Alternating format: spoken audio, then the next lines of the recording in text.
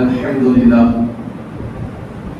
সমস্ত প্রশংসা, সমস্ত তারিফ সেই মহান রব্বুল আলামিনের জন্য, যে মহান রব্বুল আলামিন আমাদেরকে আজ এই পবিত্র শাওয়াল মাসের প্রথম জুমাতে জুমার নামাজের উদ্দেশ্যে জামে রিজভিয়া মসজিদে আসার বসার তৌফিক দান করেছেন। আমরা সকলে বলি আলহামদুলিল্লাহ। প্যারে হাজরিন, আল্লাহ রাব্বুল আলামিনের দরবারে আমরা আগে লক্ষ কোটি শুকরিয়া জানাই যে আল্লাহ তাবারাক ওয়া তাআলা আমাদেরকে পুরো এক মাস রমজানুল মুবারক মাসের রোজা রেখে তার ইবাদত বندگی করার তৌফিক দান করেছেন। আমরা সকলে বলি আলহামদুলিল্লাহ। প্যারে হাজরিন, পুরো এক মাস আমরা এই রমজান মুবারক মাসে সারাদিন রোজা রেখে আল্লাহকে রাজি করেছি। এর সঙ্গে সঙ্গে আমরা কোরআনুল কারীমের তেলাওয়াত করেছি। তার সাথে আমরা নামাজের মাধ্যমে দাঁড়িয়ে দাঁড়িয়ে পুরো কোরআন 30 পারা শ্রবণ করেছি। আমরা এই গত এক মাস অনেক ধরনের আমল করেছি, সাদকা করেছি। তারপরে আল্লাহ রাব্বুল আলামিন আমাদেরকে ঈদের দিন দান করে দিয়ে সুসংবাদ দিয়ে দিলেন। প্যারে হাজরিন, এই পুরো এক মাস যে গত রমজান মুবারক মাস গিয়েছে, এই এক মাস পুরো রমজানুল মুবারক মাসে আমরা যে ইবাদত বندگی গুলো করেছি, প্যারে একবার আমরা কি চিন্তা করেছি যে আল্লাহ রাব্বুল আলামিন কি আমাদেরকে এক মাস ইবাদতের জন্য সৃষ্টি করেছেন? আমরা কি এক মাসের ইবাদতকারী হতে চাই? জানেন, কোরআনুল কারীম ফুরকানুল মাজিদে আল্লাহ রাব্বুল আলামিন ইরশাদ করলেন, মা খালাকতুল জিন্না ওয়াল ইনসা ইল্লা লিয়াবুদুন। আল্লাহ বলেন, আমি মানুষ এবং জিন জাতিকে আমার ইবাদত করার জন্য সৃষ্টি করেছি। প্যারে হাজরিন, আমরা শুধুমাত্র রমজানুল মুবারক মাসে রোজা রাখলাম,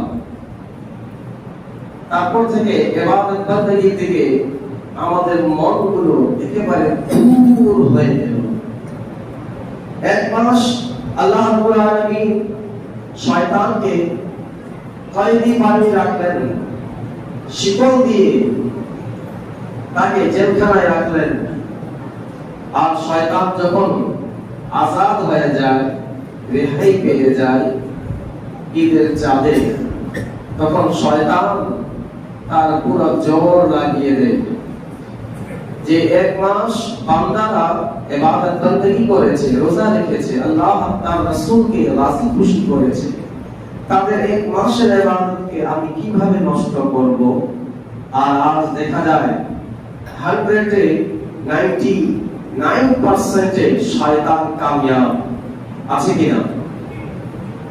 এক মাস মসজিদ ভর্তি মুসল্লি, তারপরে জুমা ব্যতীত আর মুসল্লি দেখা যায় না। প্যারে হাজরিন, আল্লাহ এবং তার রাসূল আমাদেরকে শুধুমাত্র ওই এক মাস রোজা রাখার জন্য দুনিয়াতে পাঠাননি, এক মাস নামাজ পড়ার জন্য দুনিয়াতে পাঠাননি।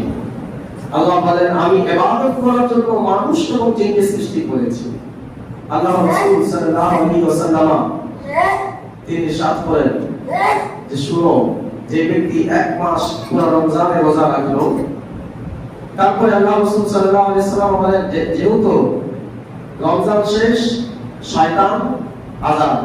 আর শয়তান আমাদের জন্য কি আছে? বন্ধু আছে। বলুন না জোরে। আল্লাহ কুরআন বলে, শয়তান ইন্নাশ শাইতানা লাকুম আদুউম মুবিন, শয়তান তোমাদের প্রকাশ্য দুশমন। শয়তান তোমাদের প্রকাশ্য দুশমন। শয়তান যখন দেখবে বান্দা এক মাস সে অপেক্ষা করে আর 2 দিন বাকি, আর 3 দিন বাকি, তারপরে আমি আজাদ হব।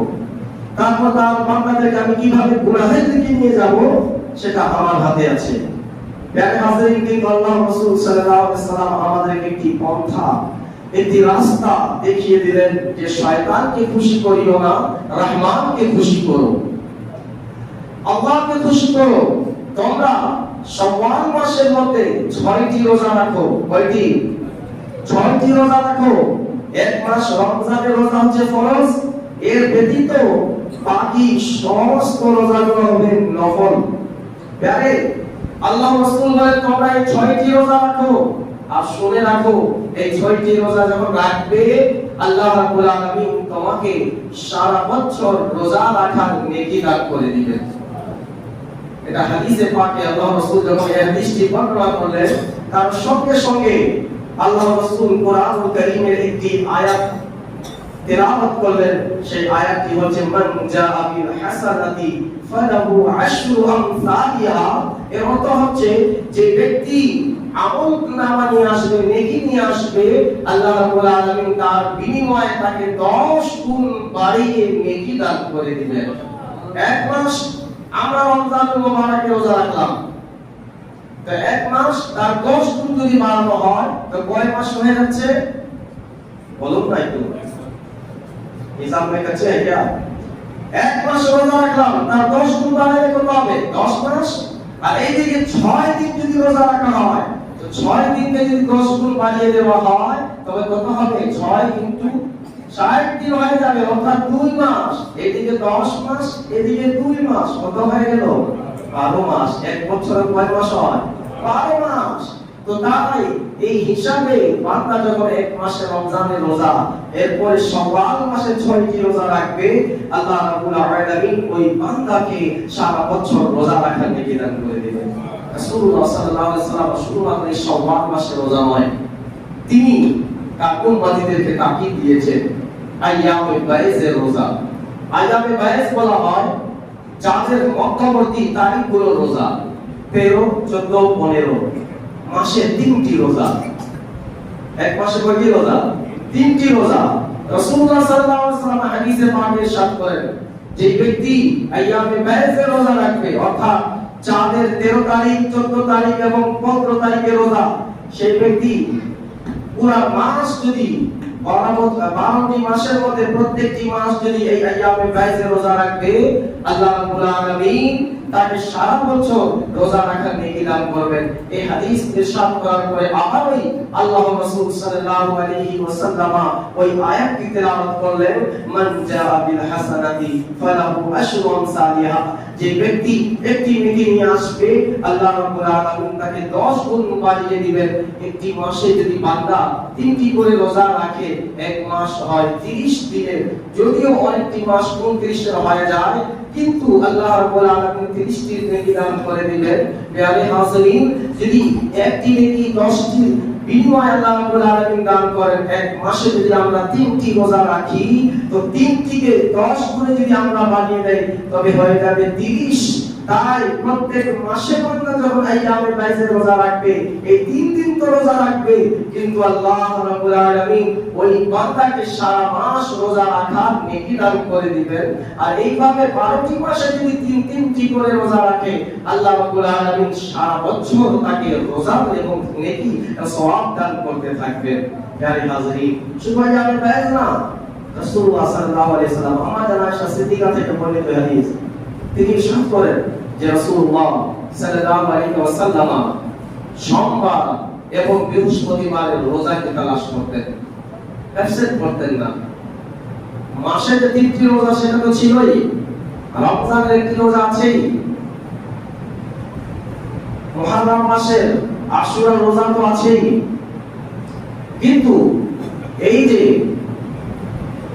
সোমবার এবং বৃহস্পতিবার করে এই রোজাগুলো প্রত্যেক সপ্তাহে রাসূলুল্লাহ সাল্লাল্লাহু আলাইহি ওয়াসাল্লাম নাগা করতেন না, তিনি এই রোজাগুলো রাখতেন। প্রিয় হাজিরিন, আমাদের উচিত যে অভ্যাস আমরা সারা মাস করেছি, ওই অভ্যাসকে অব্যাহত রেখে, ওই অভ্যাসের উপরে আমরা ইস্তেকামত রেখে, কাবাইর থেকে আমরা যেন প্রত্যেক সপ্তাহ, যদি আপনি দুটি পারেন না, কমপক্ষে আপনি মাসে 3টি করে রোজা রাখবেন, যেন এই সুন্নতের উপরে আমল যেন হয়ে যায় এবং আল্লাহ রাব্বুল আলামিন আমাকে সারা বছর রোজা রাখার নেকিও দান করে দেন। সুবহানাল্লাহ। প্রিয় হাজিরিন, এই রমজানুল মুবারক মাসে আমরা নামাজের কাসরাত করেছি, নামাজ আদায় করেছি।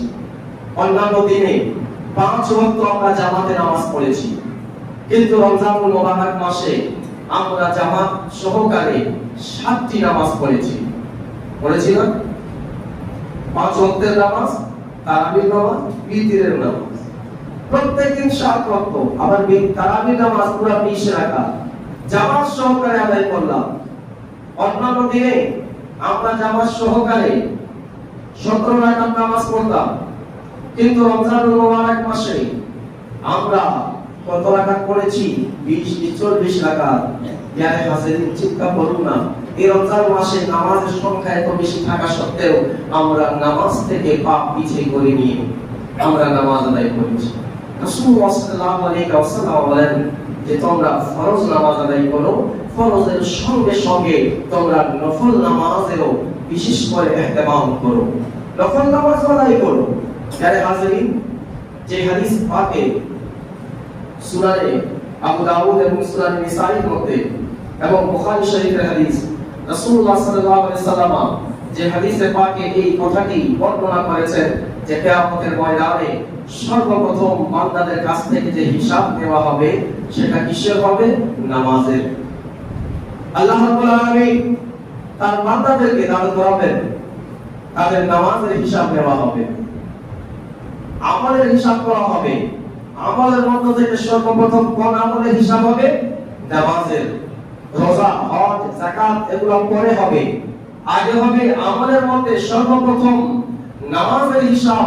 আল্লাহ রাব্বুল আলামিন নবী রাসূলুল্লাহ সাল্লাল্লাহু আলাইহি ওয়াসাল্লাম ইরশাদ করেন, সূরা নিসার হাদিস আছে, তিনি বলেন বান্দাকে যখন তার ফরজ নামাজের হিসাব দেওয়া হবে, আল্লাহ রাব্বুল আলামিন ফেরেশতাদেরকে বলবেন চেক করো তার নামাজে কত নেকি।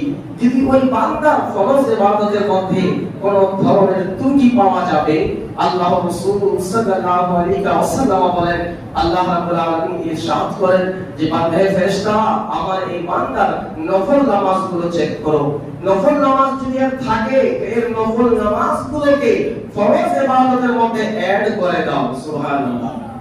ফরজের মধ্যে যদি কোনো ঘাটতি হয়ে যায়, আল্লাহ রাব্বুল আলামিন কোন ইবাদত থেকে পূরণ করবেন? নফল ইবাদত থেকে পূরণ করবেন। রাসূলুল্লাহ সাল্লাল্লাহু আলাইহি ওয়াসাল্লাম বলেন এইভাবে বান্দার প্রত্যেকটি ইবাদতের মধ্যে আল্লাহ হিসাব করবেন।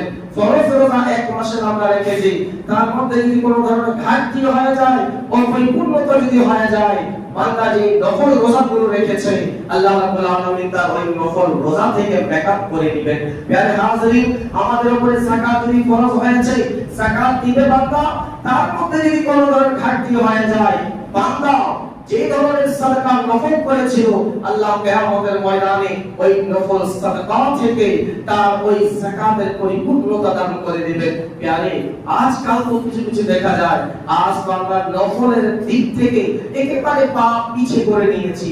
আর যে কম ইবাদত কম করে তার সংখ্যা বেড়ে যাচ্ছে, তার সংখ্যা বেড়ে যাচ্ছে। মানে উস কম বেড়ে চলে जाएंगे, এই জামাতের সঙ্গে যদি থাকবো ইবাদত কম করতে হবে।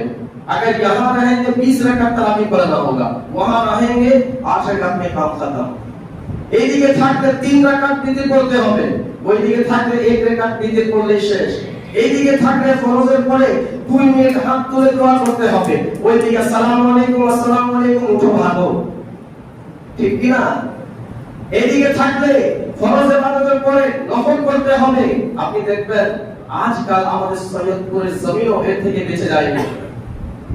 বিশেষ করে রমজানুল মুবারক মাসে ইবাদত করা মাস ছিল, কিন্তু এই মাসের মধ্যে আজ আফসোস লাগে লোকদেরকে এই কথা, তাও আম সাধারণ বান্দা না, মসজিদে যিনি ইমাম আছেন, যিনার দায়িত্ব মানুষকে নেকির দিকে আহ্বান করা, তাদের জবান থেকে এই কথা শুনতে শোনা গিয়েছে যে তারা এই কথা বলেছে যে 20 রাকাত তারাবি পড়না है, फर्ज के बाद में 2 रकात सुन्नत पढ़ो, नफल पढ़ने की जरूरत नहीं, तरावी के लिए खड़े हो जाओ। प्यारे हाज़रीन, आज की এর জন্য আমাদের রমজান দিয়েছে যে 2 রাকাত নফল কম করে তুমি 20 রাকাত তারাবি পড়ো।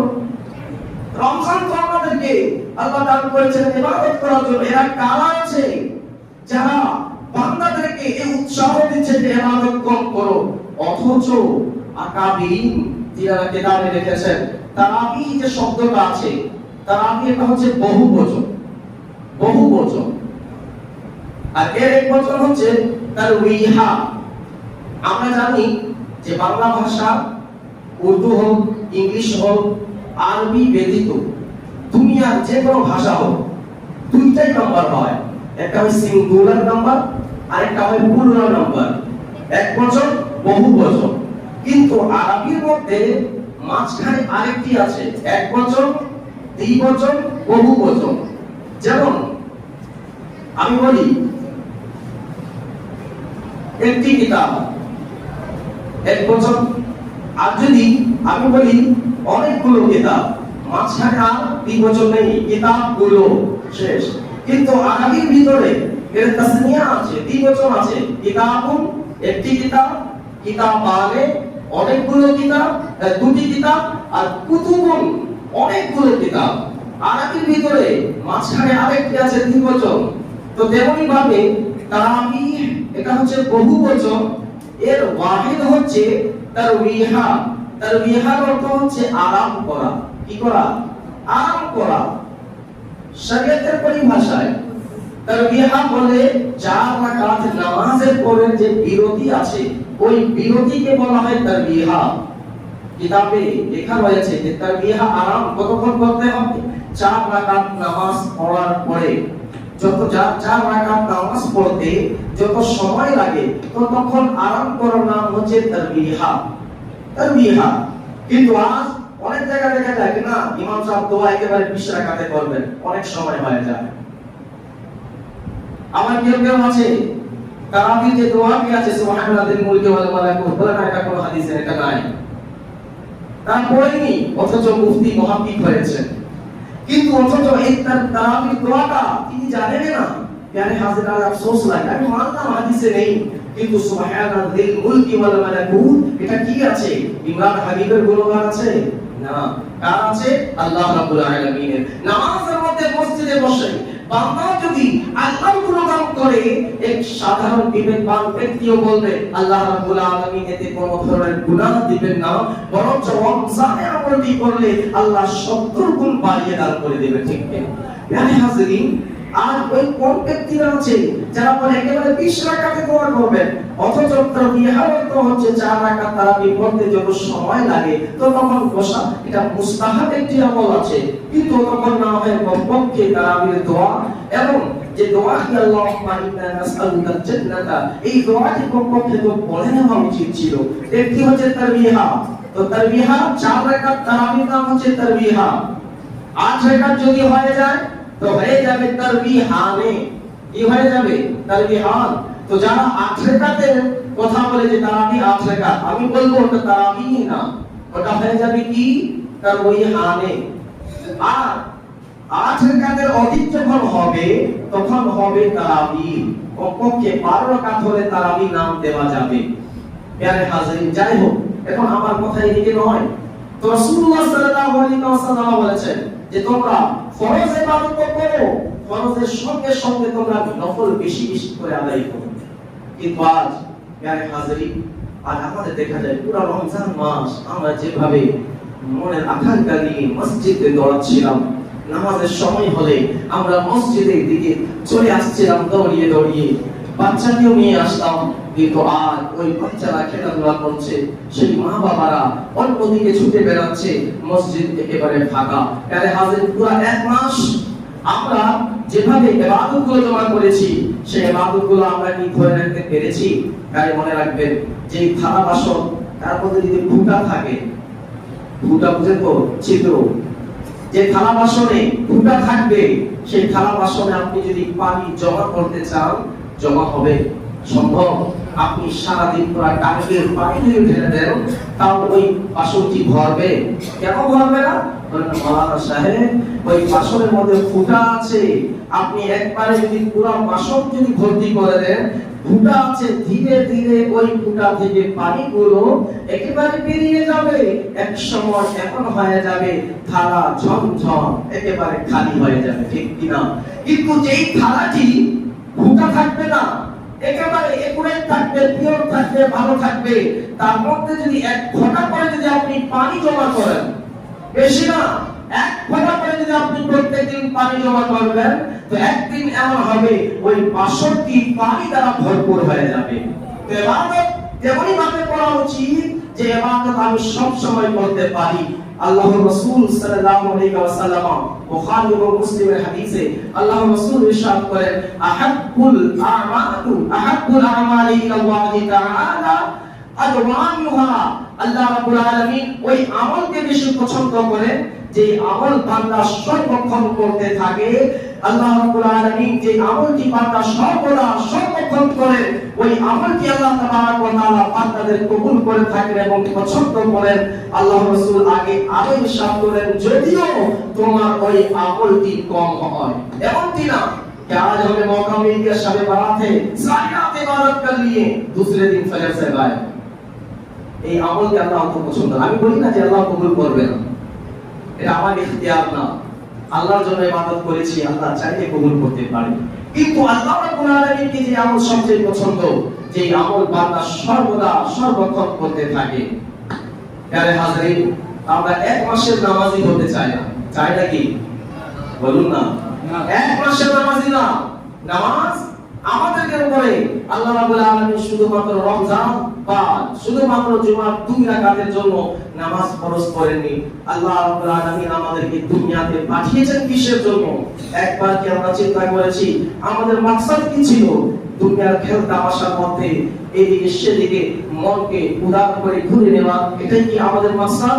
না না প্যারে হাজরিন, আল্লাহ রাব্বুল আলামিন কোন জিনিসকে বিনা মাকসাদে বিনা উদ্দেশ্যে এই দুনিয়াতে পাঠাননি, সৃষ্টি করেননি। আমাদেরকে একটি মাকসাদ দিয়ে দুনিয়াতে পাঠানো হয়েছে, সেটা হচ্ছে ইবাদত। মা খালাকতুল জিন্না ওয়াল ইনসা ইল্লা লিয়াবুদুন। প্যারে হাজরিন, আজ এই কথাগুলো বলার আমার একটি মাত্র উদ্দেশ্য হচ্ছে যে সারা মাস আমরা ইবাদত করলাম, এরপরে আবার যদি ওই আগের মতো হয়ে গেলাম, প্যারে, তবে আজ আমাদের মধ্যে তাদের মধ্যে কি পার্থক্য? সাহাবায়ে কেরাম রিদওয়ানুল্লাহ তাআলা আলাইহিম আজমাইন বলেন যে রাসূলুল্লাহ সাল্লাল্লাহু আলাইহি ওয়াসাল্লামের জামানায় যারা মুনাফিক ছিল, কারা? যারা, आप लोग मेरी बात समझ रहे हैं तो आवाज दीजिएगा, तो ताकि मुझे भी लगे आप समझ रहे हैं। যারা কি ছিল? মুনাফিক। আর মুনাফিক কারা? আল্লাহ কোরআনুল কারীমে বলেন, ইন্নাল মুনাফিকিনা ফিদ দারকি আসফালি মিনান নার। মুনাফিকদের স্থান হচ্ছে জাহান্নামের অতি গভীরে। এটা কোরআন বলেছে। মুনাফিকরা জান্নাতে যাবে না, মুনাফিকরা জাহান্নামের অতি গভীরে থাকবে। প্যারে হাজরিন, সাহাবায়ে কেরাম বলেন আল্লাহর রাসূল সাল্লাল্লাহু আলাইহি ওয়াসাল্লামের জামানায় যারা মুনাফিক ছিল, তারা নামাজ ছাড়তে, তারা কোনদিন নামাজ ছাড়তো না, নামাজ ছাড়তে তারা ভয় করত। তারাও নামাজ পড়তো, যদিও তারা জাহান্নামী, যদিও তারা মুনাফিক, কিন্তু এরপরেও তারা নামাজ ছাড়েনি, তারা নামাজ পড়তো। আজকালকার মুসলমান সেই মুনাফিক থেকে কেউ নিচে চলে গিয়েছে, আফসোস লাগে। আজ হবে কি মাওলানা সাহেব আমাদেরকে উস্কানি দিচ্ছেন? প্যারে হাজির, উস্কানি না। আমার উদ্দেশ্য একটাই হচ্ছে যে আমরা কি, কেন আমরা দুনিয়াতে এসেছি, এই মাকসাদ আমাদেরকে জেনে নিতে হবে। সাহাবায়ে কেরাম রিদওয়ানুল্লাহ তাআলা আলাইহিম আজমাইনের জামানায় মুনাফিকরাও নামাজ ছাড়তো না। যারা কালমা শুধু পড়েছে, জবান থেকে অন্তর থেকে পড়েনি, তারাও নামাজ পড়তো, তারাও আসতো। এমন হতো যারা অসুস্থ আছেন সাহাবায়ে কেরামগণের মধ্য থেকে, তারা বুঝতে পারেন না, দুজন সাহাবা তাদেরকে ধরে নিয়ে আসতেন মসজিদে, তারা জামাত ছাড়তেন না, জামাত সহকারে মসজিদে এসে নামাজ আদায় করতেন। প্যারে হাজরিন, আমরা ওই অন্ধ সাহাবীর ঘটনা শুনেছি, আমরা শুনিনি? সে অন্ধ সাহাবী, তিনি মসজিদ পর্যন্ত নিজ বাসা থেকে একটি রশি বেঁধে দিয়েছিলেন। শুনেছেন কি না ঘটনাটি? সেই ঘটনা আমি পুরোটাই আবার বলবো না, শুধু আপনাদেরকে ইঙ্গিত করে দিচ্ছি তাদের ভিতরে কেমন নামাজের জজবা ছিল, আর আজ আমরা কোন জায়গায় গিয়ে দাঁড়িয়ে গিয়েছি। প্যারে হাজরিন, আল্লাহ রাব্বুল আলামিন জানেন না বান্দাকে কখন কোন কথা দ্বারা তাকে হিদায়াত দিয়ে দেন। প্যারে হযরত ইব্রাহিম বিন আদম, তিনি বালখের রাজা ছিলেন, বাদশাহ ছিলেন। তার বাপ দাদারা খুরাসান শহরের বাদশাহ ছিলেন। আর বাদশাহ ছেলে যারা হবে তাদের জীবন কেমন হবে আমরা তো জানি। আর সামান্য আমাদের এখানে ধনী ব্যক্তি যারা আছে তাদের সন্তানদের অবস্থা দেখলে আপনি একবার খেয়াল করতে পারেন ওই জামানায় যারা বাদশাহ ছিল তাদের ছেলেদের সন্তানদের জীবন কেমন হবে। একেবারে আরাম, তাদের কোনো চিন্তা নেই, আরাম ও আয়েশের জিন্দেগি তিনি অতিবাহিত করতেন। ধীরে ধীরে তিনি জওয়ান হয়ে গেলেন, এমন সময় তিনি বলখের রাজাও তিনি হয়ে গেলেন, বাদশাহ হয়ে গেলেন। একদিন তিনি শিকারী কুকুরকে নিয়ে জঙ্গলে গেলেন শিকার করতে। দাতা আলী হাজবেরি যার মাজার শরীফে খাজা গরিব নওয়াজ 40 দিনের চিল্লা করেছিলেন, আর আসার পরে একটি শের ও জায়গায় লিখে চলে এসেছিলেন, গঞ্জে বর্ষে ফাইজে আলম মজহরে নূরে খোদা নাকে সারা পীরে কামিল কামিলারা রহনুমা। ওই দাতা আলী হাজবেরি তিনি তার কিতাব কাশফুল মাহজুবের মধ্যে এই ঘটনাটি লিখেছেন হযরত ইব্রাহিম বিন আদহামের, যে আল্লাহ রাব্বুল আলামিন বান্দাকে কখন কিভাবে হেদায়েত দিয়ে দিবেন জানি না, কোন কথার উপরে বান্দার মনটি নরম হয়ে যাবে আর বান্দা আল্লাহ রাসূল এবং আল্লাহ ও তার রাসূলের রাস্তার দিকে চলে আসবে। প্রিয় হাজিরিন, হযরত ইব্রাহিম বিন আদহাম দাতা আলী হাজবেরি লিখেন, শিকারী কুকুরকে নিয়ে জঙ্গলে গেলেন হরিণের শিকার করতে। তিনি দেখছেন যে সামনে একটি হরিণ আছে, ওই হরিণকে শিকার করবেন। আল্লাহ রাব্বুল আলামিন যাকে হেদায়েত দিতে চান কোনো না কোনো বাহানায় তাকে হেদায়েত দিয়ে দেন। আল্লাহ ওই হরিণকে বাক শক্তি দিলেন, সেই হরিণটি মানুষের মতো কথা বলতে লাগলো। আর সেই কথাটা কি বলেছে, সে বলতে লাগলো, ইব্রাহিম আল্লাহ তোমাকে এই কাজের জন্য তো সৃষ্টি করেনি, আল্লাহ রাব্বুল আলামিন তোমাকে এই কাজের জন্য যে তুমি আজকে জঙ্গলে এসে শিকার করছো এই কাজের জন্য তোমাকে সৃষ্টি করা হয়নি তো। হাজিরিন, এই কথা শুনে তিনি হতভম্ব হয়ে গেলেন। আওয়াজ কি দিচ্ছে, পশুরা তো কথা বলে না, তিনি ক্ষণিকের জন্য হতভম্ব হয়ে গেলেন। আবার তিনি যখন স্থির হলেন, কিছুক্ষণ পর আবার তিনার অন্তরে চিন্তা আসলো, শিকার করব। আবার ওই হরিণ, আরেকটি রিওয়ায়াত আমি পড়েছি অন্য একটি কিতাবে, যে যে জমিন ছিল জমিনের ভিতর থেকে আওয়াজ আসছিল, যে জায়গায় তিনি দাঁড়িয়েছিলেন। যাই হোক, আবার আওয়াজ আসলো, ইব্রাহিম আল্লাহ রাব্বুল আলামিন তোমাকে এই কাজের জন্য তো সৃষ্টি করেনি। হযরত ইব্রাহিম বিন আদহাম তার অন্তরে কি আঘাত লাগলো, হাকিকাতে আল্লাহ আমাকে এই কাজের জন্য সৃষ্টি করেনি, আল্লাহ রাব্বুল আলামিন আমাকে তো সৃষ্টি করেছেন, ওয়া খালাকুল জিন্না ওয়াল ইনসা ইল্লা লিয়াবুদুন, আল্লাহ তার ইবাদত করার জন্য আমাকে সৃষ্টি করেছেন। আর আজ আমি অনর্থক এইদিকে সেদিকে, আজ আমাদের অবস্থা এমন আছে, আজ আমরা আল্লাহর ইবাদত বাদ দিয়ে ধন দৌলত দুনিয়া পাওয়ার জন্য আজ দোকানে বসে সারা দিন পার করে দিচ্ছি, এই দিক সেদিক ঘোরাফেরা করছি, কিন্তু আল্লাহ রাব্বুল আলামিনের ডাকে আমরা মসজিদে এসে নামাজ আদায় করছি না।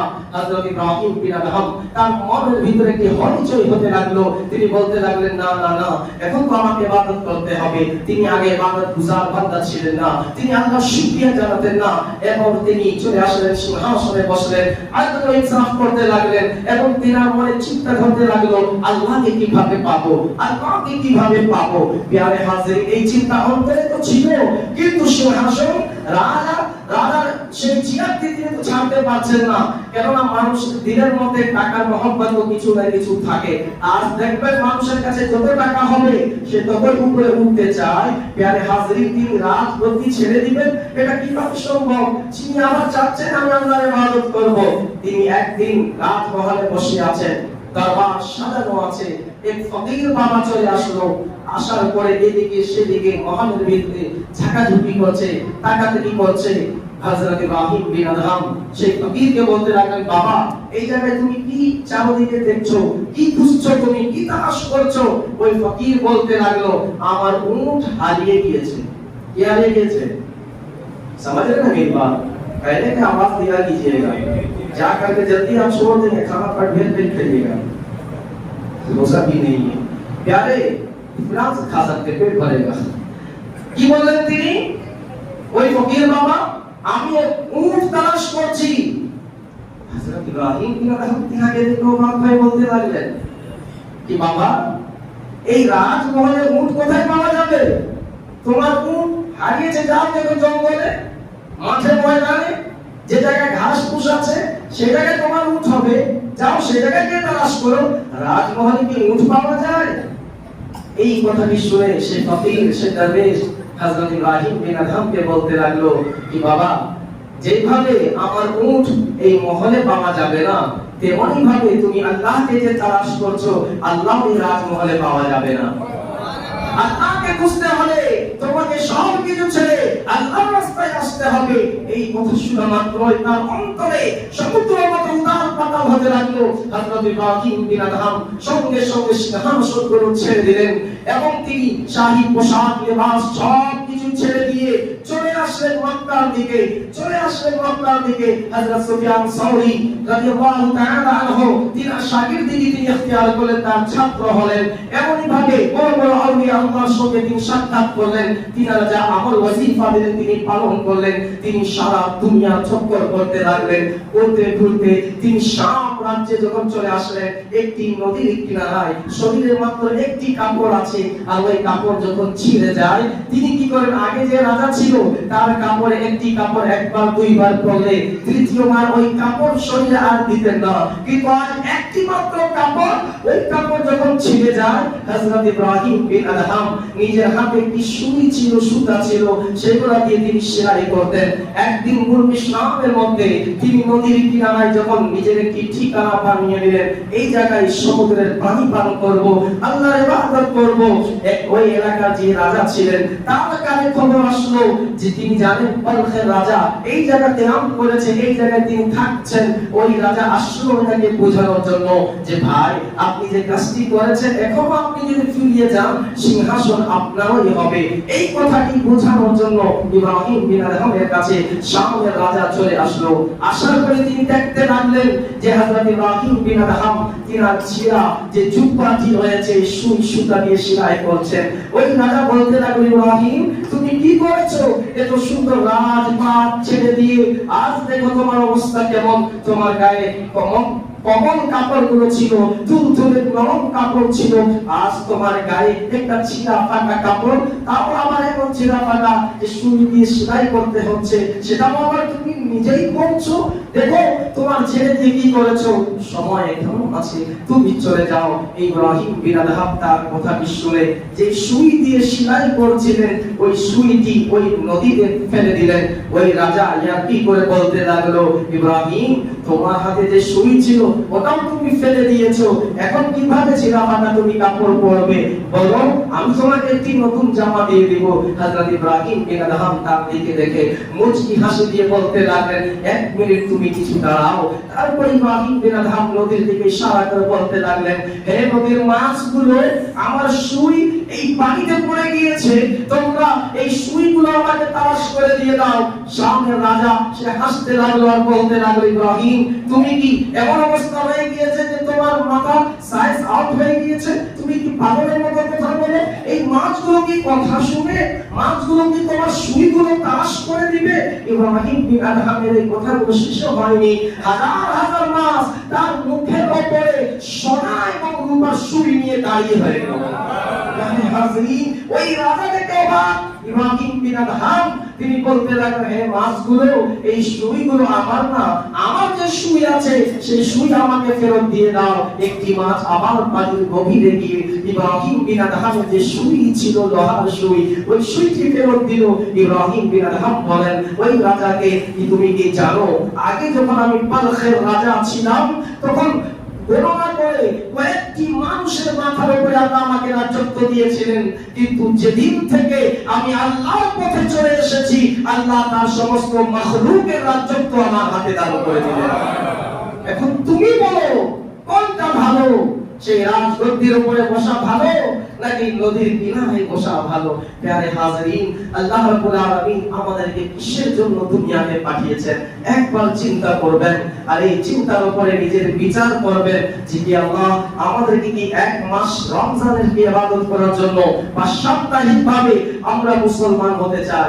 আমরা তো আজ রমজানের মুসলমান, রমজান আসলে বোঝা যায় হ্যাঁ এলাকায় মুসলমান আছে, নতুবা আজকে পোশাক দিয়ে তো বোঝা যায় না। রমজান আসলে বোঝা যায় না হ্যাঁ মুসলমান, লোকের আসছে মসজিদে, রমজান যদি পার হয়ে যায় বোঝাও যাবে না কে মুসলমান, দেখে ভয় লাগে, সালাম দিব কি দিব না ভয় লাগে। আবার কিছু লোক বলে কি ইমাম সাহেব আছেন সালাম দেন, ভয় লাগে যে মুসলমান আছে না, যাকে চিনি তাকে তো করবো, কিন্তু অচেনা মুখ ভয় লাগে কি যে মুসলমান না, তাকে সালাম আদি দেওয়ানো যাবে না, সালাম দেওয়া যাবে না তাকে। মানে হাজির তাই আমরা না এক মাসের নামাজি হতে চাই, না সাপ্তাহিক নামাজি হতে চাই। আল্লাহ আমাদেরকে দুনিয়াতে পাঠিয়েছেন মা খালাকতুল জিন্না ওয়াল ইনসা ইল্লা লিয়াবুদুন, একমাত্র তার ইবাদত করার জন্য। যতক্ষণ আমাদের জীবন আছে আল্লাহ বলেছেন না তার হাবিবকে ওয়া'বুদ রাব্বাকা হাত্তা ইয়াতিয়াকাল ইয়াকিন, হাবিব ইবাদত করুন আপনার রবের যতক্ষণ না মৃত্যু চলে আসে। তাই প্যারে হাজির মৃত্যুর আগ পর্যন্ত আমাদেরকে ইবাদত করতে হবে। সকলে বলি ইনশাআল্লাহ। আল্লাহ আমাদের সকলকে কবুল করুন, সকলে বলে আমিন। মা আলাইনা ইল্লাল বালাগ।